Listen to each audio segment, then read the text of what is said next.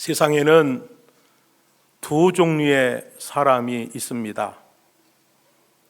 호빵을 먹을 때 반으로 갈라서 식혀 먹는 사람과 호빵을 한 입에 쑥 베어 무는 사람이 있죠. 또 파스타를 먹을 때 포크로 후루룩 먹는 사람이 있는가 하면 스푼에 잘 받쳐서 정갈하게 먹는 사람이 있습니다. 카페에서 커피에 집중하는 사람이 있는가 하면 영수증으로 예술을 하는 사람이 있죠. 주문한 음식이 나왔을 때 잠깐 사진부터 찍어야 돼 하는 사람이 있는가 하면 몰라 일단 먹고 봐야지 하는 사람이 있습니다. 여러분들은 어느 종류의 사람입니까? 저는 이 세상엔 스펙을 쫓는 사람과 스토리를 만들어가는 두 종류의 사람이 있다라고 생각을 합니다. 채용 시 스펙보다 직무 능력을 중요하게 본다며 우리나라의 큰 기업들에서 십수년간 외쳐댔지만 구직자들은 여전히 스펙 경쟁을 하고 있습니다. 어느 연구에 의하면 우리나라 젊은이들이 스펙을 쌓는 데 드는 비용이 월 44만 원. 그리고 첫 직장에 입사하는 평균 나이가 31살이라고 밝혔습니다. 그러니까 많은 청년들이 긴 시간을 그저 스펙만 쌓으며 보내고 있다라고 하는 얘기죠. 우리 대한민국은 아직도 스펙 공화국입니다. 10대의 아이들은 진학, 20대는 취업, 30대와 40대는 결혼과 승진, 그리고 더 높은 연령대는 은퇴 이후 준비에 몰두들을 하고 있습니다. 특히 우리나라에서 결혼이 늦어지는 이유 가운데 하나도 바로 이 스펙 쌓기 때문이죠. 인터넷에 보니까 서울의 한 초등학교 5학년 학생의 하루 일과가 올라와 있어서 여러분들에게 소개를 하겠습니다. 아침 7시 엄마가 나를 막 흔들어 깨워요. 일어나선 바로 학습지 숙제를 해요. 오후엔 시간이 없거든요. 오후 2시에 학교 수업이 끝나면 피아노 배우러 고고싱. 끝나기 무섭게 토익 공부하러 영어 학원에 가요. 영어는 국제중 입시의 필수 스펙이거든요. 끝나면 수학 배우러 헉헉. 오후 5시 집에 가니 학습지 선생님이 와 계셔요. 한자 공부를 하는데 엄마가 컴퓨터 책까지 놓고 가네요. 곧 방학이면 친구들은 캐나다로 영어 캠프 간대요. 저는 뭐 하죠? 놀고 싶다. 그런데 결국 학원에 가게 돼요. 거기 가야 친구들을 만나니까요. 초등학교 하루의 일과가 너무 빡세죠.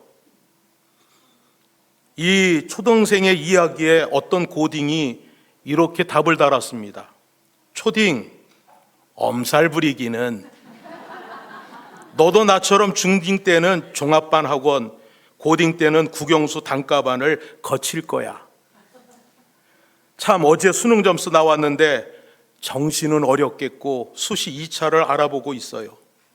친구들은 요즘 토플에 탭스 봉사활동, 미국 대학 수능인 SAT에다 대학 선이수제도 AP까지 따고 있어요.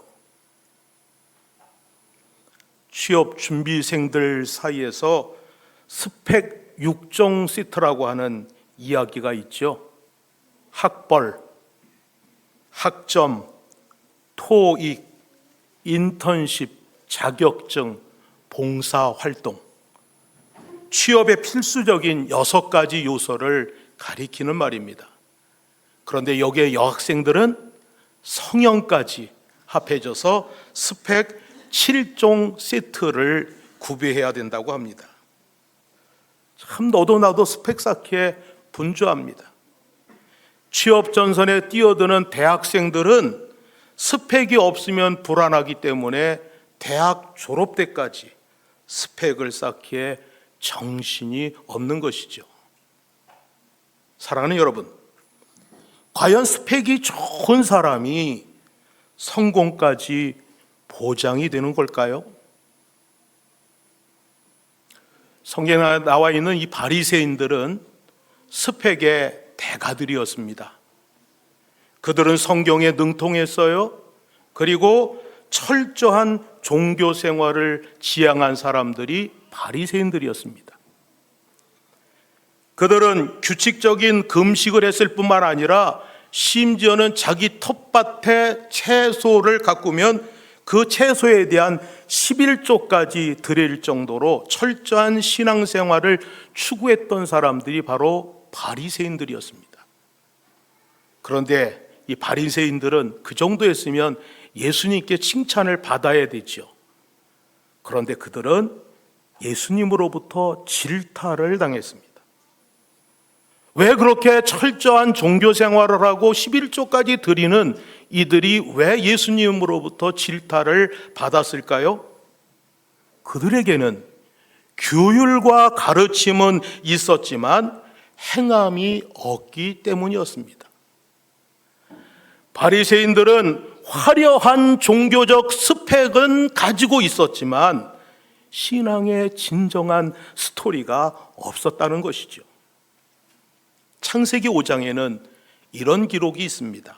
에녹은 65세에 무두셀라를 낳았고 무두셀라를 낳은 후 300년을 하나님과 동행하며 자녀들을 낳았으며 그는 365세를 살았더라. 에녹이 하나님과 동행하더니 하나님이 그를 데려가심으로 세상에 있지 아니하였더라. 누구에 대한 기록입니까? 에녹에 대한 기록이죠. 그런데 에녹의 삶의 기록에는 무엇이 전혀 없나요? 스펙이 전혀 없습니다. 그러나 분명한 것은 그에겐 하나님과 동행했던 아름다운 신앙 스토리가 기록되어져 있습니다. 성경은 스토리의 연속이고 다채로운 이야기들로 가득 차 있습니다. 모세의 경우 그는 애굽의 왕자로 자라났죠. 그에게도 절망적인 시기가 있었습니다. 그의 다혈질적인 성격 때문에 그는 애굽 사람을 죽였죠. 그것이 발각이 되어서 미디안 광야로 도망을 가게 되었습니다. 그는 40년간 광야 생활을 해야만 했죠. 우리 하나님은 모세가 애굽에서 왕자 생활을 하는 그런 화려한 스펙을 쌓을 때 그를 사용한 것이 아니었습니다. 오히려 그가 아무것도 가진 것이 없고 지팡이 하나만 가졌을 때 그를 민족의 지도자로 세우셨던 겁니다. 요셉은요, 화려한 채색 옷을 빼앗기고 난 후에 애굽의 총리가 되었습니다. 에스더는 모든 치장을 거부하고 진정성 하나로 왕비가 되었죠. 야곱은 오랜 시험 기간을 거친 끝에 하나님의 축복을 받았습니다. 성경은 세상 스펙이 아니라 인간을 단련하시는 하나님을 만난 이야기, 곧 스토리가 중요하다라고 하는 것을 우리들에게 가르쳐 주고 있는 겁니다. 바울은 오늘 말씀에서 자신을 이렇게 소개합니다. 말씀 빌립보서 3장 5절로부터 6절의 말씀을 같이 읽겠습니다. 나는 8일 만에 할례를 받고 이스라엘 족속이요 베냐민 지파요 히브리인 중에 히브리인이요 율법은 바리새인이요 열심으로는 교회를 박해하고 율법의 의로는 흠이 없는 자라. 바울은 자기를 이렇게 고백을 하죠. 바울에게 히브리인 중에 히브리인, 바리새파의 사람, 정통 유대교 출신 바울에게 있어서의 이 정체성은 정말 그에게는 엄청난 자부심이었습니다. 거기에다가 사도행전 22장에 보면 사도 바울은 로마의 시민권자였다라고 말을 하죠. 거기에다가 그는 가말리알 문화의 생도로서 당시 최고의 엘리트 코스를 밟았던 인물입니다. 모두의 부러움을 한 몸으로 받았고 모든 사람의 관심을 받을 만한 그런 존재였죠. 그런데 바울은 자신이 가지고 있는 이 모든 이력과 자신의 스펙에 대해서 또 뭐라고 고백을 하느냐 하면 7절로부터 8절 말씀 같이 읽겠습니다. 그러나 무엇이든지 내게 유익하던 것을 내가 그리스도를 위하여 다 해로 여길 뿐더러 또한 모든 것을 해로 여김은 내 주 그리스도 예수를 아는 지식이 가장 고상하기 때문이라. 내가 그를 위하여 모든 것을 잃어버리고 배설물로 여김은 그리스도를 얻고. 완벽한 스펙과 이력을 가지고 있었던 바울은 자신의 모든 이력과 스펙을 그리스도를 위해서 나는 해로 여길 뿐만 아니라 그 모든 것을 배설물로 여기겠다라고 선언을 하고 있는 것이죠. 왜 바울은 자신이 가지고 있는 이 화려한 스펙과 그 누구도 부러워할 만한 자신의 이력을 향해서 이런 선언을 하고 있는 것일까요? 그가 바로 다메섹에서 예수 그리스도를 만났기 때문입니다. 바울은 예수님을 만나고 나서 완전 인생이 바뀌어졌죠. 어떻게 바뀌어졌는지 빌립보서 3장 8절과 9절은 또 이렇게 이야기를 합니다. 같이 읽겠습니다. 또한 모든 것을 해로 여김은 내 주 그리스도 예수를 아는 지식이 가장 고상하기 때문이라. 내가 그를 위하여 모든 것을 잃어버리고 배설물로 여김은 그리스도를 얻고 그 안에서 발견되려 함이니 내가 가진 의는 율법에서 난 것이 아니요 오직 그리스도를 믿음으로 말미암은 것이니 곧 믿음으로 하나님께로부터 난 의라. 아멘. 사랑하는 성도 여러분, 바울은 지금 이렇게 이야기를 하는 거예요. 내 삶의 모든 것을 다 잃어버려도 오직 예수 그리스도를 얻는다면 주님, 전 그것으로 충분합니다. 내 인생에 내 이름이 드러나지 않아도 저는 주님, 예수님 안에서 발견되는 인생이 되고 싶습니다. 사랑하는 성도 여러분, 오늘 이 바울의 신앙 고백이 우리들의 신앙 고백이 되기를 소원합니다. 주님, 저는 주님으로 만족하는 인생이 되게 해주세요. 내 인생 가운데 중요하게 생각했던 그 어떤 것보다도 주님, 그 어떤 것이 주님보다도 중요하지 않음을 내가 볼 수 있게 해주시고 오직 예수 그리스도로 만족하는 인생, 그리고 내 인생이 예수 그리스도 안에서 발견되어지는 인생 되기를 소원합니다. 그 고백이 우리들의 고백이 되었으면 좋겠습니다. 바울은 계속해서 또 고백을 합니다. 10절부터 12절까지의 말씀입니다. 내가 그리스도와 그의 부활의 권능과 그 고난의 참여함을 알고자 하여 그의 죽으심을 본받아 어떻게 해서든지 죽은 자 가운데서 부활에 이르려 하노니 내가 이미 얻었다 함도 아니요 온전히 이루었다 함도 아니라 오직 내가 그리스도 예수께 잡힌 바 된 그것을 잡으려고 달려가노라. 오직 내가 그리스도 예수께 잡힌 바 된 그것을 잡으려고 달려가노라. 사도 바울의 고백입니다. 사랑하는 여러분, 이 사도 바울의 고백처럼 오늘 우리가 살아가는 모든 삶의 한 걸음 한 걸음 여러분들의 모든 발걸음들이 믿음의 이야기가 되어서 하나님 앞에 멋지게 쓰임받는 성도 여러분들 되시기를 축원합니다. 스펙을 가지고 살았던 스펙을 가지고 사단의 도구로 살았던 사울이 예수 그리스도를 다메섹 도상에서 만난 후 그의 스펙 중심의 삶은 스토리로 쓰여지기 시작을 한 겁니다. 이때부터 사울은 바울로 이름이 바뀌었고 곧바로 하나님과 동행하는 스토리가 시작이 된 것이죠.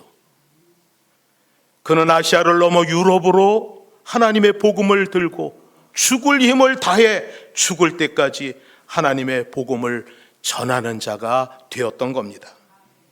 사랑하는 여러분, 모태신앙, 신앙 생활 경력 20년, 40년, 60년, 교회에서 집사, 권사, 장로, 목사, 이것이 중요한 것이 아니고 그보다 더 중요한 것은 내 신앙에 하나님을 만난 이야기가 있어야 한다는 것입니다.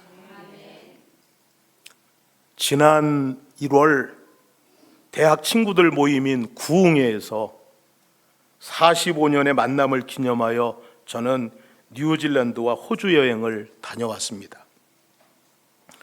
뉴질랜드에서 우리를 안내한 가이드는 대학에서 공대를 졸업을 해서 그런지 달마다 회사에서 외근 파트를 맡았습니다. 어느 날 직장 상사에게 건의를 했죠. 아니, 나는 왜 4년제 대학 공대 나오고 그랬는데 왜 나는 날마다 이렇게 외근을 시키느냐. 나도 사무실에서 와이셔츠에 넥타이 매고 근무하고 싶다. 그랬더니 상사가 하는 이야기가 사무실에서 근무하려면 영어를 잘해야 한다. 그래서 영어를 잘하면 사무실 근무가 가능하다라고 하는 대답을 듣고 그는 1년 휴직계를 내고 1987년에 뉴질랜드로 오게 된 거죠. 그렇게 해서 1년이 지났습니다. 그런데 한국에서 1989년 1월 1일 뭐가 발표가 되었느냐면 해외여행 자유화가 발표가 된 거예요. 그래서 이를 계기로 뉴질랜드에 여행을 오는 사람들이 하나 둘씩 생기기 시작을 한 거죠. 그래서 그는 어학 공부도 하고 학비도 벌고 생활비를 벌기 위해서 여행 가이드 생활을 시작했습니다.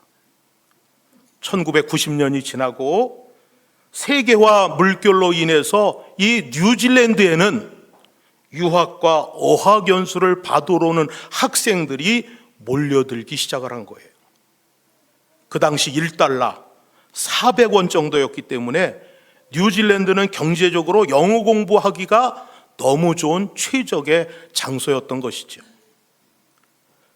그런데 이때 유학과 어학연수뿐만 아니라 뉴질랜드에는 여행을 하기 위해서 찾아오는 사람들이 너무 많았던 거예요. 그래서 한국 여행사에서 이분에게 급하게 연락을 했습니다. 당신이 여행사를 차리면 내가 팍팍 밀어주겠다. 그런 여행사들이 여러 곳이 있었답니다. 여행사를 차렸습니다. 어떻게 되었을까요? 대박이 났습니다. 돈을 쓸어 담기 시작을 하는데 100달러 지폐를 묶음으로 해서 집안 여러 곳에 보관을 했고 나중에는 돈을 세기가 싫을 정도였다고 이야기를 했습니다. 그래서 의리의리한 집도 사고 언제든 아내가 원하면 어떤 차라도 사줄 수 있는 부자가 되었던 것이죠. 그런데 여러분, 이렇게 떼돈을 벌면서 그는 교회 예배를 빼먹기 시작을 한 거예요. 뉴질랜드에 오면서 처음으로 교회에 나가 신앙생활을 하였는데 점점 신앙생활에 소홀해지기 시작을 했던 것이죠.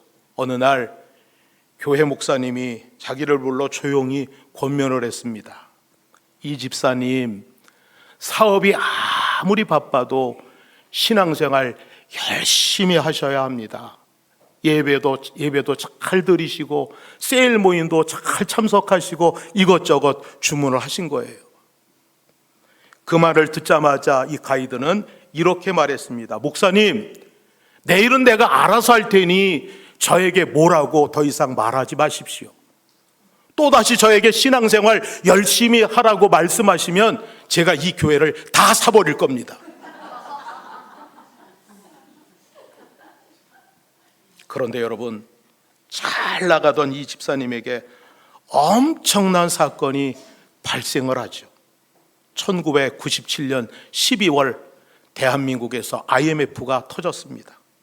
그때 그는 70억의 부도를 맞았습니다. 집 팔고 땅 팔고 자동차 팔고 모든 것들을 다 팔았지만 70억을 갚기에는 너무 역부족이었던 것이죠. 자기에게 너무 엄청난 일이 발생을 했고, 이것은 자기가 겪기에 너무 엄청난 일이었기 때문에 그는 사람을 만나는 것조차도 싫었습니다. 그런 고난의 시간 속에서 그가 깨달은 것은, 내가 정말 교만한 사람이었구나. 그리고 내 인생의 이 위기를 해결해 주실 분은 오직 하나님 한 분밖에는 없다라고 하는 사실을 그는 고백하게 된 겁니다. 그래서 다시 하나님 앞에 나와 무릎을 꿇고 예배하는 인생으로 살게 되었다고 합니다. 그는 뉴질랜드에 스펙을 쌓으려고 왔지만 하나님을 새롭게 만난 스토리를 갖게 된 것이죠. 지금 그의 인생의 목적은 돈 버는 것이 아닙니다. 하루하루 하나님께 감사하며 다시 여행 가이드로 뉴질랜드를 소개하고 자기 인생의 스토리를 들려주는 것에 만족하며 살고 있다고 그렇게 고백을 했습니다. 사랑하는 성도 여러분, 이 세상을 살면서 가장 초라한 사람이 있다면 스펙은 많으나 스토리가 없는 사람입니다. 이런 사람은 위로는 길게 자랐으나 뿌리가 얕아서 위태로운 나무와 같은 사람이죠. 1999년 경기도에서 공립학교에 근무하던 저에게 하나님은 기독교 대안학교의 꿈을 주셨습니다. 2010년까지 하나님 기독교 대안학교를 설립하고 학교의 운영자로 준비되게 하옵소서. 이게 저의 기도 제목이었습니다. 그러나 하나님이 주셨던 기독교 대안학교의 꿈은 그냥 꿈으로 간직한 채 시간이 흘러 2011년이 되었죠. 저는 그 해에 승진을 위해서 마지막 농어촌 점수가 있는 학교로 근무지를 옮기게 되었습니다. 딱 1년 농어촌 점수를 채우면 교감이 될 수 있기 때문에 그리로 옮겼던 것이죠. 그리고 그때 저는 생각하기를 공립학교에서 교장을 경험하고 대안학교를 하는 것이 이게 하나님의 뜻일 것이야, 그렇게 생각을 했습니다. 그런데 하나님은 그곳에 나를 위해 무시무시한 훈련조교를 준비해 두셨습니다. 저를 비롯한 4명의 부장 교사들은 매일 아침마다 교감실로 불려갔어요. 은혜스럽지 못한 표현이지만 거기에 불려가서 매일 깨지고 나왔습니다. 그래서 매일 빨리 주말이 왔으면 좋겠어, 방학이 왔으면 좋겠어, 그런 마음뿐이었죠. 한 가닥 승진을 기대하며 왔는데 하루하루를 견디기가 너무 힘들었습니다. 그 고난의 시간 속에서 하나님께 기도할 때 하나님께서 저에게 주신 응답은 이제 내가 원하고 기뻐하는 일을 하지 않겠니? 이제 내가 원하고 기뻐하는 일을 하지 않겠니? 그 말씀이었습니다. 저와 제 아내는 2012년 2월 말로 명예퇴직을 하고 3월 1일 청주 시민이 되어 지금 여기까지 이르게 되었습니다. 철로 역정의 저자 존 버녀는 이런 이야기를 했어요. 하나님의 덧셈은 뺄셈이다. 하나님이 주시는 덧셈은 인간적으로 볼 때는 뺄셈이다, 이런 이야기입니다. 왜 하나님의 덧셈은 뺄셈일까요? 하나님이 우리에게 복을 주실 때는 거저 주시는 것이 아니다라고 하는 이야기입니다. 하나님이 우리에게 복을 주실 때는 실수와 넘어짐과 상실과 아픔의 과정을 통해서 복을 주신다라고 하는 이야기죠. 이런 과정을 통해서 우리 그리스도인들은 바로 간증, 스토리를 만들어 내는 겁니다. 자신만의 스토리가 있는 사람이 멋진 인생입니다. 오늘 말씀의 바울과 같이 하나님과 동행한 흔적, 스토리가 있는 인생이 가장 승리한 인생인 줄로 믿습니다. 사랑하는 성도 여러분, 스토리가 스펙을 이깁니다.